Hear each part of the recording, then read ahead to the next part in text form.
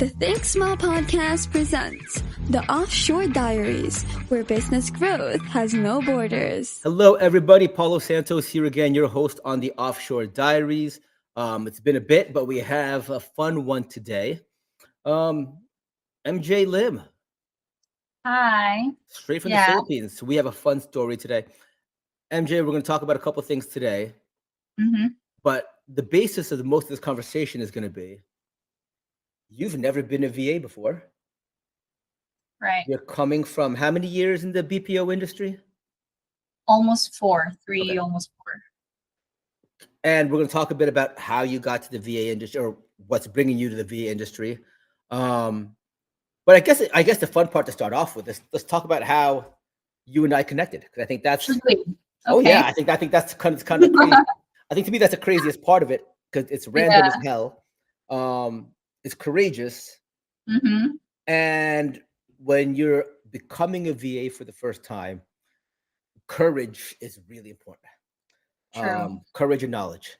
And I think how we met is kind of a good combination of that. So why don't you tell him about how we connected here?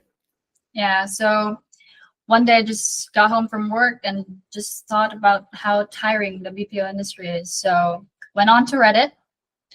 I posted in a VA sub, telling them how tiring it is, how high demanding and low paying the BPO industry is. So I posted, like, I was asking for tips and tricks, how to transition from BPO to VA.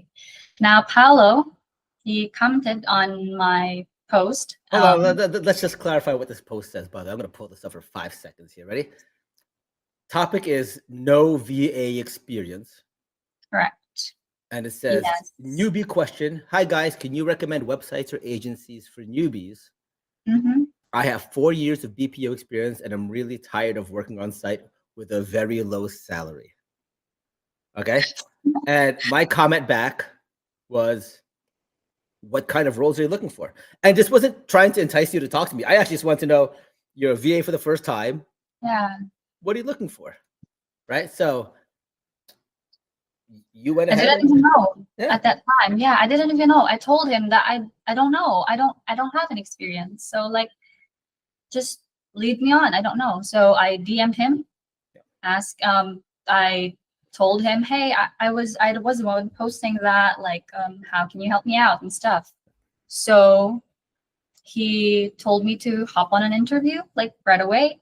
We did an interview. Hold on. It wasn't an interview. It was I'd love to understand what you're doing. Right. But it's funny because I'm always nervous now because my comment to you had about 25 other people message me. I guess you're looking for people. I guess you're trying to work. I guess you're trying to hire somebody. And I was like, whoa, what just happened here? I wasn't putting a job posting. I was just responding to a random Reddit, as we do on this podcast a lot. We look at random Reddits and we respond to crap. But you took the bold initiative to DM me, and I was like, and you were the first one to do it. Obviously, it was your post, and I was like, yeah, sure. What the hell? Why not? Let's see where the hell this goes. I knew nothing about you, nothing about your background. Obviously, Reddit is super anonymous. So we jump on a call. Yeah, we jumped on a call. Not the typical interview that everyone knows of in the Philippines, by the way. It was just like we were just talking, like ranting, opening up and stuff, like about what I'm doing or what I'm planning to do, why I'm doing this and stuff. Did you know? Did we talk about when you saw me? That was the first time you acknowledged the fact that I was a Filipino American. Yeah. I thought you were a Filipino American. Yeah. Okay. Now, afterwards, he just told me that, sure, let's hop on a training. We'll pay for the training and stuff. And that's how it went. And we're here now. Yes. So, full disclosure to all our audience and listening people over here. I did hire MJ. Welcome to the team. You guys know I kind of like taking kind of these, risks on people where I'm like, okay, you know what? Everybody needs a chance and opportunity. When I was getting into my career for the first time, somebody opened a door for me. I think everybody needs a chance for a door to be opened for them. I just thought it was hilarious that it came from Reddit to begin with, to be honest with you. It Yeah. was just extremely shocking. I have not hired anyone from Reddit past. In fact, I always thought that some of these subreddits and forums where these VAs are talking are just kind of hilarious. And, obviously the whole podcast was based around my beliefs on some of these VA conversations on those subreddits. All right, so here we are. You are now officially employed with me, which is Hmm. hilarious because I may be the most atypical client you will ever have as a VA. I But mean, go ahead. yeah, not that I would know, but I guess. Yes, I will either make the VA industry wonderful for you, or you will hate everything about it in about 4 days. I can't promise either one. One or the other is going to happen. But let's go to this first. So you've Mhm. been working at a BPO for 4 years. Now, Correct. from what I hear, from what you've told me, from what I've understand, I did some research on this. You were actually working at one of the higher paying ones in your area, Correct. right? Yes. Okay. So we're gonna go with two parts here. Before we talk about why you're becoming a VA, Hmm. let's just talk about why you're leaving BPO. Okay. Well, that's very easy. Like anyone from the BPO industry transitioning to a different um, career would say that it's very easy. Like there's a lot of reason why you should. I mean, there might be some reason why you shouldn't, but more of why you should. First off, the BPO industry is so draining in a lot of ways. For example, we'll start with how you're taught how to be like almost robot like almost a robot. You're given scripts, you're told what to do, you have to stick to a certain way of how you speak and what you should say, and that's just crazy to me how it doesn't work like in every situation. It doesn't work. That would not work in like certain problems, customer problems, but you don't have a choice. You have to follow the script or else you'll get like reprimanded. So that's one, and anyone can attest to that. I mean, you're not being told like to read a script verbatim, but there's a certain way of how you should say it and what you should say afterwards. Right. And also sometimes, I don't, not everyone, but like most of the bosses like in a BPO industry, not even like the boss, just like um team leaders, um office managers, they act like they pay you. They act like they're the one paying you. They're so bossy that they would want you to like bow down to them. Like you can't even look them in the eye, because if you do, like they look at you like, wow, the audacity to Right. look at me. And, I'm a and, and by the way, just to be clear, this is an in-person office. So the people, these yeah, managers looking down on you are basically your yeah, neighbors. They're in your area. They live correct. within within within shot of this office. So Mm-hmm. these aren't people that are living in. These aren't foreigners coming in. These are No, actual no. neighbors, viewers. Mm-hmm. Yeah. Yeah, and they're not even directly talking to these clients, Right. because there's someone much higher than them who's now directly talking to the clients, but not them. No, not. Right. They're not the ones like directly conversing with these clients, these account owners. Yet they act so highly, Right. which I was really shocked when I came here, like when I applied, like with Paulo, because we were just talking casually, and that doesn't happen in the BPO industry. Like, no, You that know, never this is happens. what you're bringing up isn't exclusive to the BPO industry, by the way. I know Yeah, a lot of people. I know a lot of industries, a lot of companies in the Philippines. A lot of this is basically Philippine culture, though, right? correct. Any kind of hierarchy, any kind of power Mhm. grab is really taking. They take it way too far. They take it way too far, including like there are on some of those same Reddit posts and subreddits.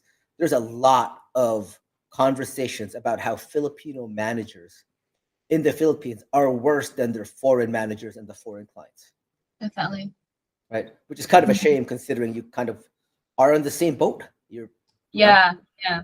Right. Like Um, share the same nationality and stuff. You know how hard it is to live in the Philippines. right. You both live in the same place. So I don't know how they think they're so different from you when your foreign clients, your offshore clients are so much more empathetic, much more understanding. Like it just doesn't make sense Right. to me. Right. And unfortunately, by the way, that is, I think the Philippines takes it to another extreme. There is that power grab in any corporate structure, even here in the Mhm. US and anywhere else. Is absolutely there. But I think the Philippines takes it to such an extreme because of desperation, right? Like they know that if I'm making a few dollars more an hour, a few thousand pesos more per month, I have an advantage over you, right? And they milk that. They will say that all day long. Oh, you make 1,000,000 pesos, I make 1,000,001 pesos. You should bow down to me, right? It really is that crazy in the Philippines. Yeah.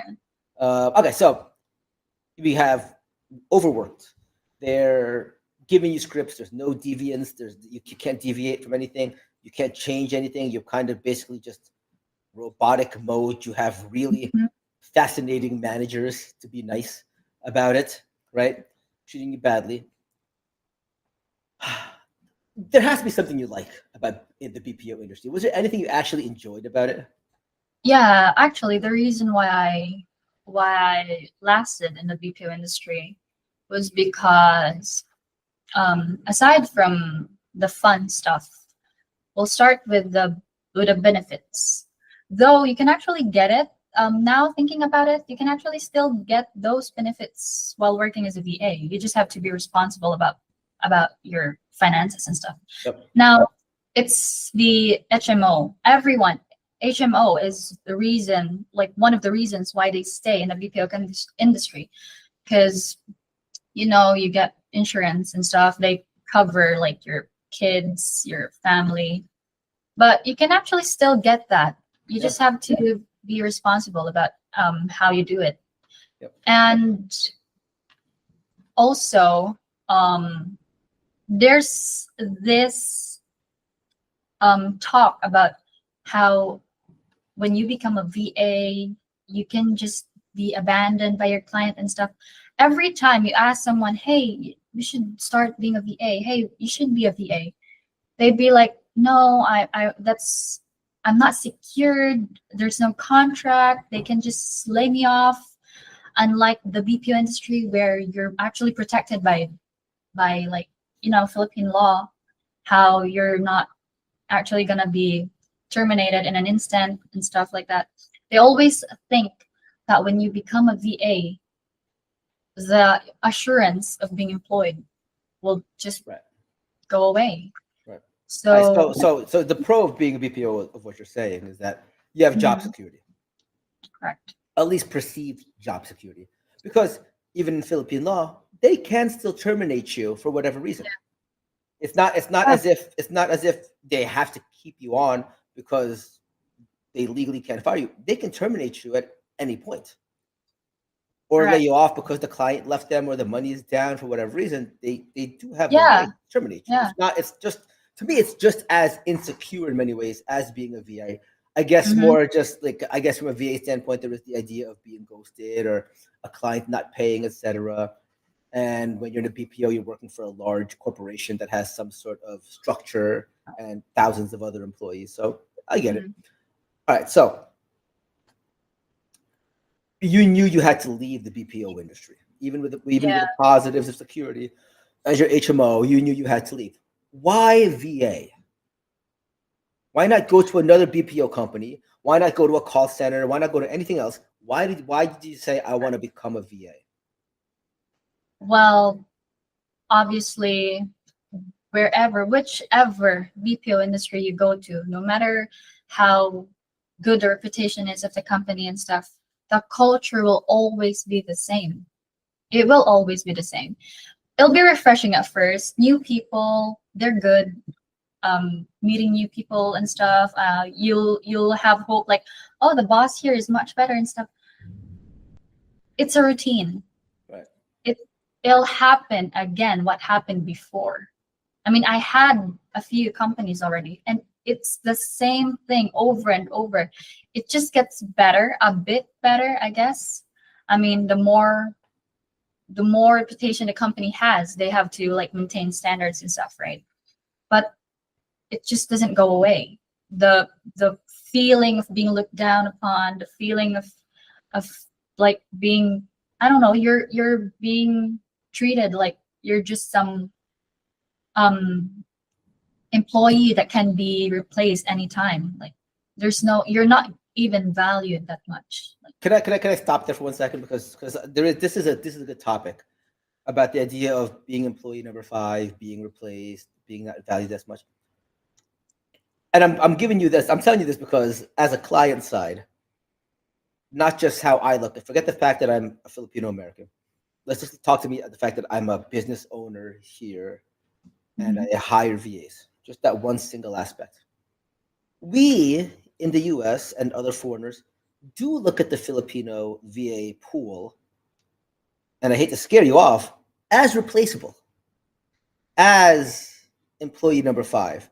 It's kind of the mhm, reason we do it, is because we know that there's a large pool of talent there that we can pull from. And every time somebody resigns or ghosts us or it fucks up or whatever else, we can find somebody else fairly quickly for the right price. I just want to make sure that we understand that from the client side, from the VA side, from the BPO side, it's the same. there is always going to be. I'm not sure if it's going to be the same. Part of your challenge is the fact that that exists in person, not as Mhm. much as that exists physically in person, where somebody is literally looking down on you or literally putting their nose up at you. I don't I believe there's going to be a level of that even in the VA industry, Mhm. even the VA world. Um, Anytime you have the power struggle of employee, employer, boss, worker, um, client, VA, service provider, it's going to have some sort of dynamic where, okay, side of it has to accomplish a goal, the other side has to help the other person accomplish the goal. If the other side can't help the person accomplish the goal, they then have to replace that person, right? Yeah. So I do think that dynamic will exist to some extent anywhere you go. I believe what you might be talking about more is the physical representation of that, which can't feel good, right? It's just Yeah. gotta suck. Yeah. Um, in that world, so you were in person. You've never had a remote job. What about the VA industry? Actually, what made you take a look at the VA industry initially? Were you looking at influencers? Were you looking at podcasts? Were you looking through Reddit? What was like, I can do that role. I could be a remote worker. I can do that. Well, I do think that, like, with our current job, even with our current job right now, I do think that it can be done remotely. It's just that I think there's more benefit to the company if Yes. they ask agents to report physically in a building rather than they work from home. Now, what made me think that I can do the VA work despite not having any experience? It takes guts. I do think you can't do that without guts and confidence that you can actually perform. Mm, I I can say that I'm a high performing individual. So I do think that if other people were able to do that, I mean, not everyone actually. That one of the reason why the market's saturated, it's so saturated, is because a lot of people think that, hey, if they can do this, I can do that as well. But genuinely, I do think that I can. I mean, you've hired me, so I do think that I can do it.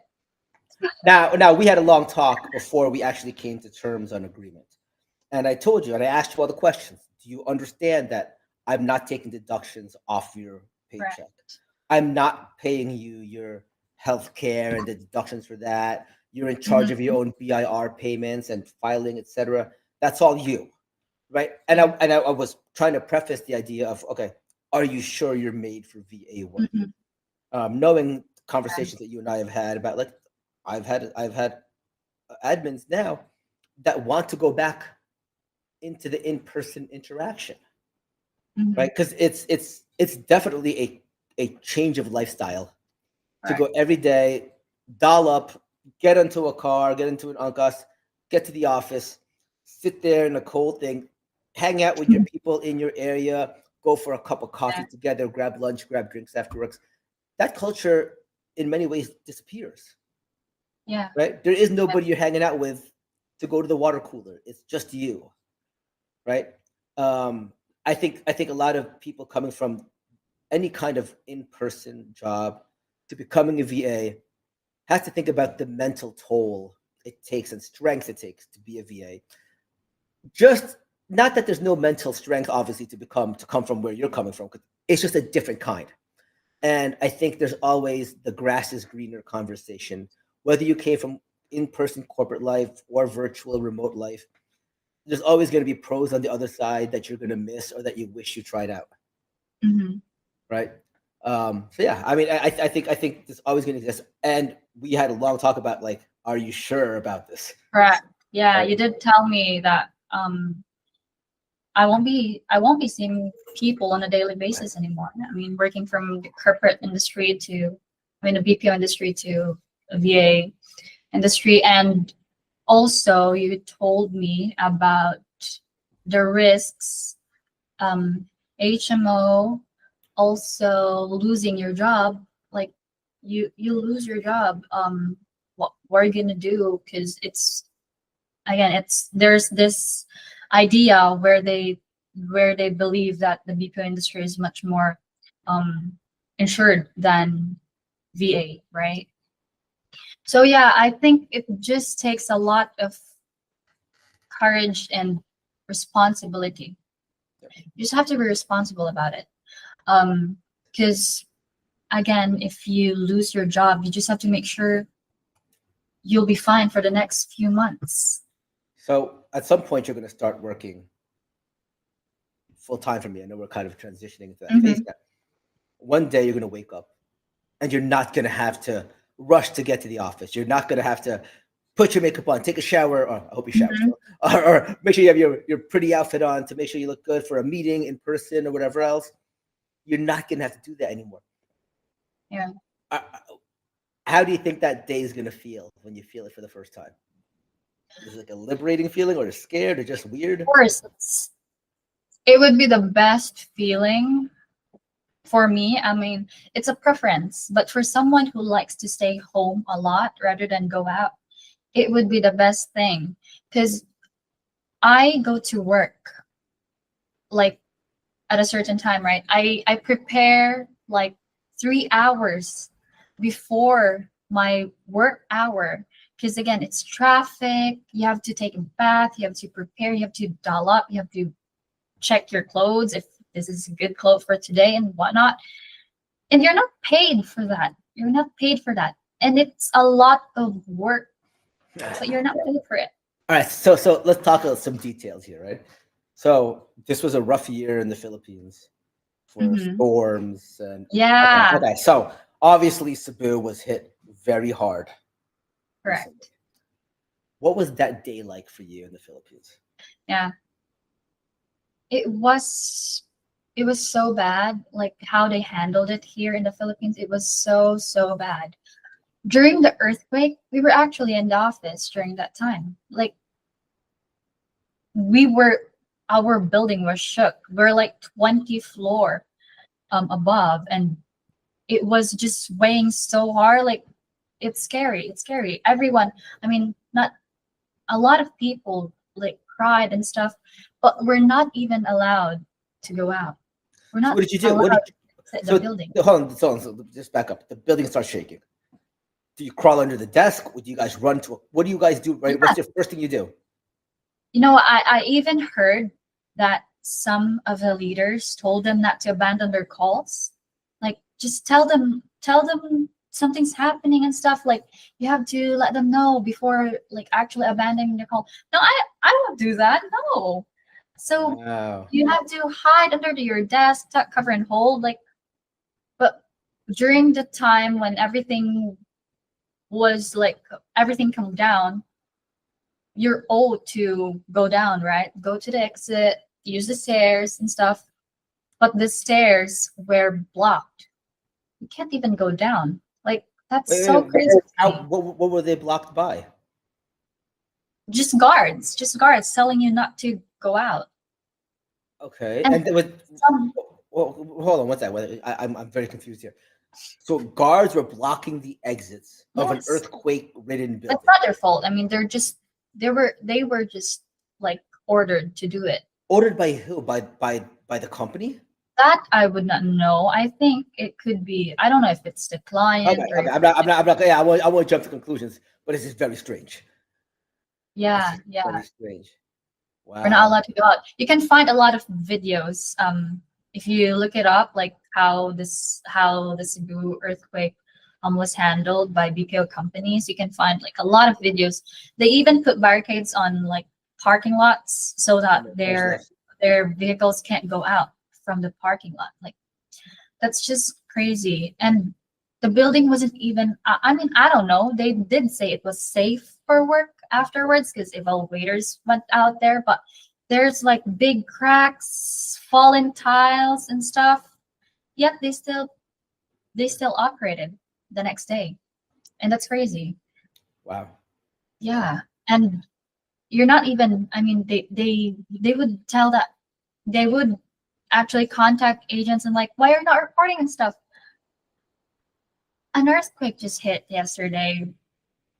Can So, you be a bit more considerate? Like that's do you know? You could say you might not. Do you know if your managers get bonuses based on their performance? I don't think they do get bonuses, but I do think they get an earful when their Okay. attendance Only like because most BPOs I know that have some sort of sales or commissionable component to it, managers and budgets attached to it, the managers get a piece of that based upon the oh right. profit bill success. So you guys leaving for 3, 4, 2 hours, 5 minutes drops their ability to make money. Yes, yes, that's right. So maybe they're not actually paid extra for us to come to work, Right. but in the thought that agents are not present, no one's doing sales, Right. means it's a loss Right. for the company, for the client, for them, since Yeah. of course they're getting commission from our work. And you know what's So crazy? What's crazy is I know a lot of executives here in the United States. I don't know a single executive that if their call center and BPO team was in the Philippines and that team was having an earthquake, would have a problem saying, okay, go take care of your family, shut it down for the day. We'll see you guys tomorrow. I don't know one single company and executive here that would say, get your ass back to work while the earth is still shaking. So to me, that I could be wrong, just an assumption. To me, this is more the Philippine management local team correct. That's saying, I will not look bad in front of my clients. You guys mhm, don't embarrass me. Get your butts back to work. correct. Okay. Yeah. All right. They love pleasing their clients. Right. They don't even think about the agents anymore. They just want to look good in front of them. Yeah. Yeah. Okay. Okay. So let's fast forward. BPO industry is a whole different universe. I don't want to bash it because there are a lot of people that have success in it. Mhm. All right. What are you most scared of? But aside from having a terrible client like me, what are you most scared of about becoming and being in the VA world? At first, I was really thinking about like people will discourage you. They will tell you about what I said earlier about losing your job in a snap and stuff like that. I didn't think I lasted for 4 years because of that, because I was scared. But now thinking about it, um, actually touching the VA industry, being here now, I don't really think there's anything that would scare me regarding how VA works. Because I said this before, I'm insured. Like I make sure that I'm insured. Not in no not insurance or stuff, okay? Like I'm insured even if I lose my job. You have a I backup plan. Yeah, I have a backup You plan. I put some have money away. Correct. I already planned like ahead. I already Yeah, planned ahead. So that's great. nothing actually scares me now regarding the industry. Maybe, or maybe it is scary to think that you won't have a client like in the future. Like, but I do think that hard work and stuff, you'll get there. I mean, you'll get there. 3 months is a long time to get there. So Right. yeah. And you and I had a lot of conversations prior to this, Mhm. including some prep training to understand if you were capable of it or not. And I basically kind of wanted to scare you away to see Mhm. how much to see if you would stick, right? Because it is a scenario where I told you about the. Are you sure you have these things lined up? Yeah. I could promise I'm going to hire you. I can't promise I'm going to keep you because Correct. I don't know what's going to happen. You and I both don't know. You may hate me tomorrow. I may not like any of the work you do in the next week. That's always a possibility. Like the Yeah. guarantee in any world does not exist in any kind of employer, employee, client, VA Mhm. engagement. There is never that guarantee. Um, I guess in that same sense, you know, I have multiple VAs, partially for that insurance policy in my side that if somebody flakes out or doesn't work out, I'm able to slide somebody in while I look for another replacement and not have lapse in work. At the same time, most VAs have multiple clients in order to do the same thing. Now, you and I had a talk about this, and I says one of the rules I'm going to have Yeah. if you're working on a full time standard with me at the capacity where our agreement states is that you will not have another client, mainly because of confidentiality. And realistically, I know several VAs that do not work for me that have 2 or 3 full time clients, which basically means somebody else is paying for you to do somebody else's work, right? It's milking it a bit too much. It's impossible Mhm. for you to have 8 hours a day for 3 different people and literally work into full capacity for either one of them. But I know a lot of Filipino VAs that do it, Yeah. and there is an unfairness to the client on my side, right? So yeah, honestly, to me, that's one of my biggest things because I don't know, I wouldn't know who the other clients are. What if you are doing whatever else? So anyway, all I'm saying is that the risks come on both sides. Um, you could easily leave. I can't stop you from disappearing. You decide not to answer my messages one day. Guess what? You no longer are reachable, Mhm. right? There is that risk on my side as much as there is that risk on your side, right? Both of us have to have our insurance policies ready to go to make sure that there's continuity in our lives and companies either way. All right. So this has been a lot. I know I've actually never met somebody who was part of those Cebu earthquakes in the BPO industry. I did see a lot of those reels and a lot of Yeah. those like videos and stuff. So it sucks. That's absolutely frightening. Um, did you have a lot of peers that you eventually became friends with at your current company? Yeah. Yeah. Yeah. Yeah. I did. I did. But So doesn't really hold me back or yeah. something. Because at the end of the day, it's just me, and I have to take care of myself. So And that I think is a great way to end this because that is some great advice to any VA, whether you've been around for 15 years, 20 years, 30 years, or it's your first time doing it. You got to do what's best for you. And correct. when you have wife, husband, children, whatever else, you're doing what's best for you so that you could do what's best for them. Um, but there is nobody that's going to tell you if you're made for this except for you. That's And right. those people that are warning you, it's fine. It's totally okay. It's just not for them, Yeah. Yeah. right? It's not for everyone. It's not for them. It's okay. It's okay. Some people need the people interaction. Some people like getting up in the morning, getting dressed, putting on a fancy shirt and tie, and Mhm. feeling good about themselves, and getting into a car and driving to work, or taking a car, or taking a jeepney to work, whatever else, and then feeling like you're sitting in an office, and then you go home at 5 o'clock or 1 o'clock in the morning, whatever time it is for you guys, and you check out and you're back home with like some people enjoy their life. It's cool. It's cool. Whether you're coming from a BPO, coming from years of experience as a VA, it may not be for you. It may not be now. It may not be ever. It may just be temporarily. Mhm. Make the best of what it is. MJ, this has been great. I'm happy you're joining not just the podcast, but happy to join us here at my company. We're excited for it, and I've told you before. I've always liked people who came from a environment that they worked with people in person. I do think a lot of VAs lack that ability. So they're graduating college for the first time. They've never worked in an office. They've never worked in a corporate structure where there's managers and peers and presidents and vice presidents and clients everywhere else. It adds a lot of experience, even though it's not a VA. Learning to work with other people is an experience that you really can't get unless you do it.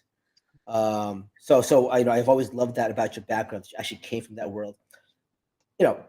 At the end of the day, you're going to be very successful in whatever you do. I'm happy you're going to be doing it with us, right? And to all of our listeners, I think MJ made a great comment. If you're going to be willing to try it, don't let anything hold you back. Don't let the fears go. You're either going to fail or succeed. Whether or not that happens is going to be a question of courage and how much you can handle. Right? And that happens in the BPO industry as well. It's either you fail or succeed. Right. In every career, like that happens. Great, MJ. MJ, thank you so much. This has been great. This has been another one of the Offshore Diaries episodes. We will catch you guys next time, and we're signing off. Have a good one, guys. Bye-bye. The Think Small podcast presents the Offshore Diaries, where business growth has no borders.